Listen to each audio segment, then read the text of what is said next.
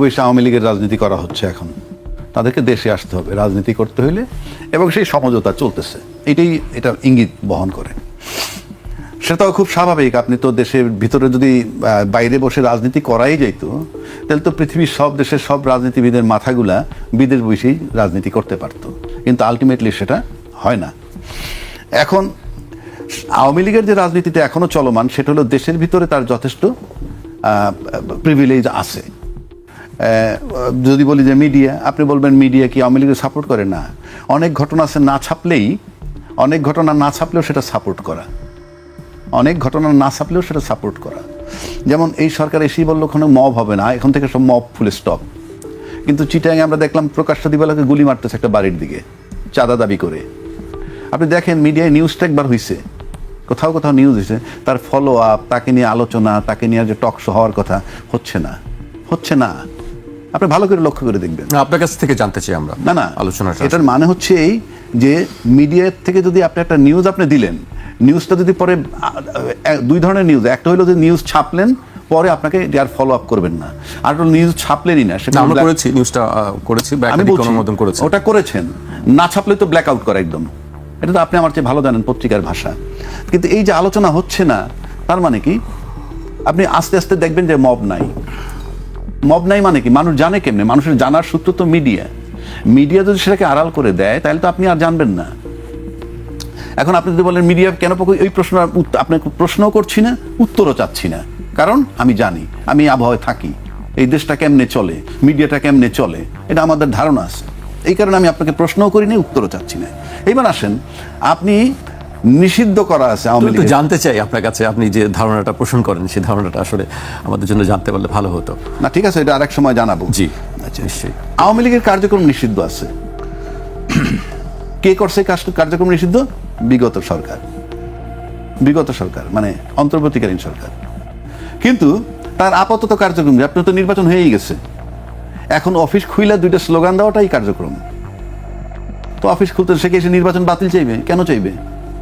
তাদের যেটা দরকার সেটা যদি এই সরকার আসার পর পাইতে থাকে, সমস্যাটা কোথায়?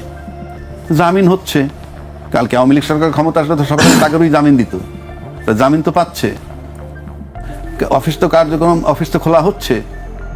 এখন আপনি যদি অফিস কার্যক্রম নিষিদ্ধ আছে বলে বলতেছেন আমরা এটা চালু করব না, যেহেতু কার্যক্রম নিষিদ্ধ আছে, তাদের বিচার না হওয়া পর্যন্ত, অফিস তো খুলতেছে, আপনি দেখেও দেখবেন না। আমি কিন্তু ভাই আওয়ামী লীগের বিরোধিতা, আমি ক্রিটিক্স, একজন আলোচক হিসেবে আলোচনা করতেছি। সমস্ত আওয়ামী লীগ ছেড়ে দিলে আমার কিচ্ছু আসে যায় না। কালকে যদি আওয়ামী লীগ বিএনপি মারামারি করে, আওয়ামী লীগ জামাত মারামারি করে, বিএনপি আওয়ামী লীগ মিল্লা জামাত, আমার কিছু আসে যায় না। আমি একজন আলোচক হিসেবে আলোচনাটা করতেছি। আপনি একদিকে বলতেছেন, সরকার বলতেছেন কি কার্যক্রম নিষিদ্ধ, কিন্তু জামিন পাচ্ছে, অফিস খোলা হচ্ছে। আবার বলা হচ্ছে সরকার বহাল রাখছে, বলতেছেন বিগত সরকার, কিন্তু অ্যাকশনে কিন্তু আর ঠিক উল্টাটা, তালা খুলছে, তারপরে জামিন পাচ্ছে। এগুলো তো সব ভাইটাল ব্যাপার। আমি বলছি না তা রাজনৈতিকভাবে হয়। ওই যে 1000 কতগুলি মামলা যে ছাড়লো, রাজনৈতিকভাবে একবারে বাতিল করে দিল, এটা দোষ নয়। আমি বলছি রাজনৈতিক বিষয়গুলো রাজনৈতিক সিদ্ধান্তে হয়। কাজে আপনি আজিজ ভাই যে গয়রহ বলে দিল, কোর্টে যাবে, জামিন দিবে, অমুকে কে খুনের আসামি কিনা, এরকম হাজার লক্ষ লোক 50 বছরে ধরছে আর ছাড়ছে, ওই জায়গায় খুন হয়েছে ডাউট করে ধরে নিচ্ছে।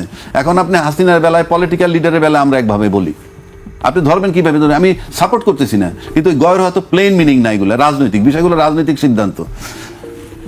এখন আসেন, সরকার সরকার চায় কিন্তু শান্তিপূর্ণ থাকতে। কারণ আপনি যদি আওয়ামী লীগের যে কাজগুলো বুঝাই তো যায় ফেভার না হইলে আপনার আওয়ামী লীগের তালা খোলে কেমনে অফিসের, আবার তারা জামিন পাচ্ছে, তাহলে টু সাম এক্সটেন্ট ফেভার হচ্ছে, যেভাবেই হোক। আচ্ছা, এখন আসেন, শান্তিপূর্ণ থাকতে হবে সরকারকে। কারণ আপনি যদি সরকার টালমাটাল অবস্থায় চলে যায়, তাহলে তো স্মুথলি কাজগুলো করতে পারবেন। আপনি দেখেন নির্বাচনের কিছুদিন আগে থেকে, বিশেষ করে তারেক রহমান সাহেব আসার পর থেকেই কিন্তু আওয়ামী লীগের যে খণ্ড ঝটিকা মিছিল টিছিল হইতো, তা নাই, এবং এখন তো নাই। কারণ কি? ইট ইজ এনশিওর যে কিপ সাইলেন্ট, দেখা যাক কি করা যায়। কারণ নির্বাচনের আগেও প্রতিশ্রুতি দেওয়া হয়েছে, আমরা ক্ষমতায় গেলে আপনাদেরকে দেখবো, আপনাদের বিষয়গুলো আমরা দেখবো, বলা হয়েছে। তো বলা হইলে সরকারকে শান্তিপূর্ণ থাকতে হবে, আর শান্তিপূর্ণ থাকতে হলে শান্তিপূর্ণ ভাষণ, শান্তিপূর্ণ বক্তব্য দিতে হবে। যেমন ধরেন নাহিদ সাহেবরা 6টা সিট পাইছে, তাদেরকে দিয়ে আমরা আশা করি সামনে আরও বেশি সিট পাবে, একসময় সরকার গঠন করবে, এটাও আমরা প্রত্যাশা করি। এই যে অনুপ্রেরণামূলক বক্তব্য, এটা কিন্তু ভালো জিনিস। জিনিসটা ভালো, কিন্তু এইগুলি বলে যদি শান্তিপূর্ণ না থাকে এই কাজগুলো আমার করা কঠিন হবে। এই কাজগুলো কঠিন হবে। আপনি ভালো করে লক্ষ্য করে দেখেন যে আওয়ামী লীগ যদি পর্যায়ক্রমে সব লোক ছাড়া পেয়ে যায়, হ্যাঁ, আওয়ামী লীগের সবচেয়ে বড় শত্রু কারা? এনসিপি। তো যখনই তারা মাঠে পাবে, আসবে এবং হবে, তখন তো একটা শত্রুপক্ষ থাকবে, তাদের সাথে তাদের অবস্থানটা কি হবে? এর মানে এই না আমি সিদ্ধান্ত যারা জানে, কিন্তু প্রশ্ন হচ্ছে যে এটা যদি মাঠে ব্যাপকভাবে বের হয়ে চলে আসে তাহলে কি দাঁড়াবে রেজাল্টটা? আওয়ামী লীগের শত্রুপক্ষে এনসিপি, কোনো ডাউট নাই এতে। শুধু এককভাবে এনসিপি নাকি অন্য কোনো আরো দল আছে? আর কোনো দল এই মুহূর্তে তার শত্রু নাই। আর জামাত তো তাদের সবসময় তারা শত্রু বলে। অন্য কোনো দল নাই কেন? তারা একবার বলছে আন্দোলনে ছিলাম, আবার একটা সময় বলছে আমরা আন্দোলনে নাই। এবং রাষ্ট্রপতি সম্প্রতি ক্লিয়ার করে দিচ্ছে যে আমাকে টিকায় রাখছে, আমি সাংবিধানিক ধারাবাহিকতা বজায় রাখার জন্য যারা আমাকে হেল্প করছে সেটা হলো বিএনপি এবং আর্মি। তার মানে বিএনপির ব্যাপারে সে ক্লিয়ার করে দিল যে জুলাই আন্দোলনের সাথে তারা সক্রিয় না, সোজা হিসাব। তাহলে একমাত্র শত্রু এনসিপি আমার বিবেচনায়, এবং রাষ্ট্রপতি সেটা এস্টাবলিশ করে দিলেন। তো সেক্ষেত্রে তাদেরই চিন্তার বিষয়। এটা সামনে কি হবে আমরা জানি না। এখন তো আপনার স্লো দেখতেছেন, এই এখন যদি বদিউজ্জামান মুক্তি পেয়েছে, ফর এক্সাম্পল জামিনে মুক্তি পেয়েছে, সে কিন্তু মাদক সম্রাট। আমরা আবার একদিকে কিন্তু মাদক দমাই, এটা ভালো কাজ। আপনি মাদক যাতে না থাকে ভিতরে, মাদক নিয়ন্ত্রণ করবেন, কেউ মাদক সেবন না করে, সব ঠিক আছে। কিন্তু পাইলে তাদেরকে ধরবেন, কারো কাছে মাদক পাইলে। তো বদি তো মাদকের সম্রাট ছিল, সে জামিনটা পাইল কি জন্যে? কথার কথা বলছি। আবার মাদকের সাপ্লাই লাইন যদি সব ঠিক থাকে, যেমন আপনি বাসায় বসে ট্যাপ সারেন, ওয়াসার থেকে যদি পানির সাপ্লাই না থাকে, পানি বেরোবে? তো আপনি মাদক যে সাপ্লাই, মাদকের তো দুইটা জায়গায়, এক বর্ডার ক্রস করে আসে, অথবা আপনি এইটাই তো বুঝি না যে আসলে বর্ডার ক্রস করে কিভাবে আসে। আমি বলছি হয় বর্ডার ক্রস করে আসবে, আর না আপনি নিজ উৎপত্তি করবেন। আর তো কোনো রাস্তা নাই। আসার তো জায়গা দুইটা, আসার তো ওয়ে দুইটা, একটা নিজের দেশে বানাবেন, আর একটা বাইরে থেকে, আর একটা বাইরে আসবে, এই এছাড়া তো উপায় নাই। তো সেইগুলা কন্ট্রোল করার দায়িত্ব কার? ওইগুলা হইলে তো আমার এখানে মাদকের জন্য আমার পোলাপান পিটাইতে হয় না, দাবড়াইতে হয় না, আমার তো পিটাইতে হয় না তাদেরকে। তা আপনি মূল জায়গায় হাত দিবেন না। যেমন ধরেন এখন আজকে এই সরকার ইলেক্টেড গভর্নমেন্ট আসছে, এখন দেখবেন আওয়ামী লীগ এত বেশি রিল্যাক্স, তারা কিন্তু পালানোর জন্য অস্থির না। এবং ইন্ডিয়ান ভিসা তো খুব জটিল অবস্থায় ছিল দীর্ঘদিন, আমি জানি স্বাভাবিক হচ্ছে, এখন স্বাভাবিক হচ্ছে। কথা হয়েছে, গতকালও কথা হয়েছে। হ্যাঁ, স্বাভাবিক হচ্ছে কেন? তখন তারা চিন্তা করছে আমার 10 লাখ লোক হয়তো এইখান থেকে চলে যাবে ইন্ডিয়ার ভিতরে যাইতো গিয়ে। তো এখন ইন্ডিয়ার ভিসাটা কঠিন হয় কি হয়েছে, হ্যাঁ, ওখানে গিয়ে রোহিঙ্গার মতো 10 লাখ একত্র হইতে পারে নাই।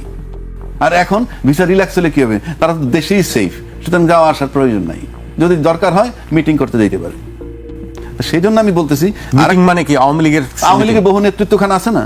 আমরা গণমাধ্যমের রিপোর্টে দেখলাম যে 600-র উপরে নেতা সেখানে আছেন। আচ্ছা, আমি কিন্তু কোনোটাই দোষ ধরতেছি না, গুণও ধরতেছি না। আমি একজন আলোচক হিসেবে আলোচনা করতেছি আমার আইনের শাসনটা কোথায়। আপনি একদিকে কার্যক্রম নিষিদ্ধ রইল, নিষিদ্ধ থাকা তো একটা আইন, প্রজ্ঞাপন জারি করছিল, সেটাকে আপনি উইথড্র করলেন না, অথচ অ্যালাউ করা হচ্ছে।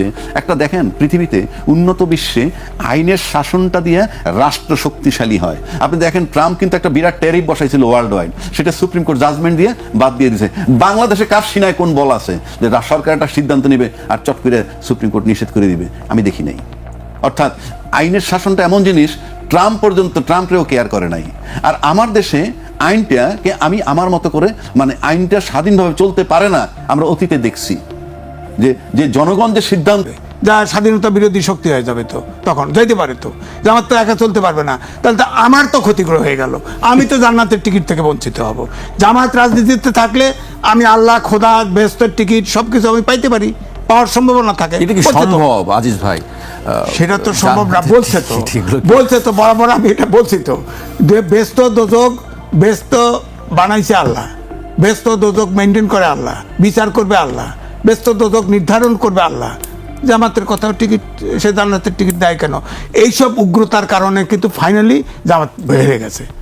আমি দেখেন তাদের যে তাফালিং, শেষে টাকা পয়সা দেওয়া, জান্নাতের টিকিট র্যাম্পেন্ট ইয়ে করা, সূর্য মাথার কাছে তার দেখলে থেমে যায়, এরকম সব বক্তৃতা দেওয়াতে মানুষ ভাবছে এই জামাতকে ভোট দিয়ে যদি যায় তাহলে আবার আফগানিস্তানে যা ভ্রমণ করে আসছে 11 দলের একজন, আবার আফগানিস্তানের 2 জন এসে ভিজিট করে গেছে বাংলাদেশে, একজন অফিসিয়ালি আর একজন আনঅফিসিয়ালি ভিজিট করে গেছে। তখন কিন্তু মানুষের ভিতরে একটা আতঙ্ক তৈরি হয়ে গেছে, যে কারণ আফগানিস্তানের সম্প্রতি আইনও হয়েছে। সামনের রাজনীতির মেরুকরণটা কিভাবে দেখছেন? রাজনীতি একটু বিষয়টা হচ্ছে, আমি যেটা বলছিলাম যে হ্যাঁ, বিএনপি আসলে যেটা সরলভাবে চিন্তা করতেছেন, আওয়ামী লীগ যদি মাঠে আসে এত সরল রাজনীতি থাকবে না, রাজনীতি অবশ্যই কমপ্লেক্স হবে। কমপ্লেক্স হবে।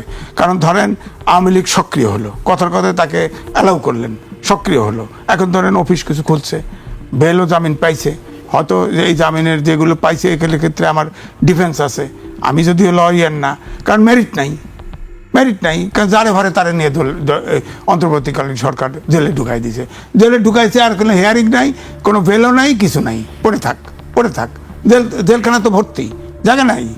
আপনি বলেন তো মোস্তাকের সময় জেলখানা ভর্তি ছিল, আর এবারে ভর্তি। অন্তর্বর্তীকালীন সরকার কয়েকজন লুটতরাজ করছে আর মানুষ ধরে ধরে জেলখানায় ঢুকেছে। এখন তো দুদকের ভিতরে ইউনুস সহ অধিকাংশ উপদেষ্টার বিরুদ্ধে অভিযোগ করছে, এগুলো বিচার করতে হবে না? এগুলো ফৌজদারি অপরাধ না? টাকা লুট করছে, টাকা পাচার করছে, এই অভিযোগের কি হবে আসলে ভবিষ্যৎ? এটা বিচার হতে হবে।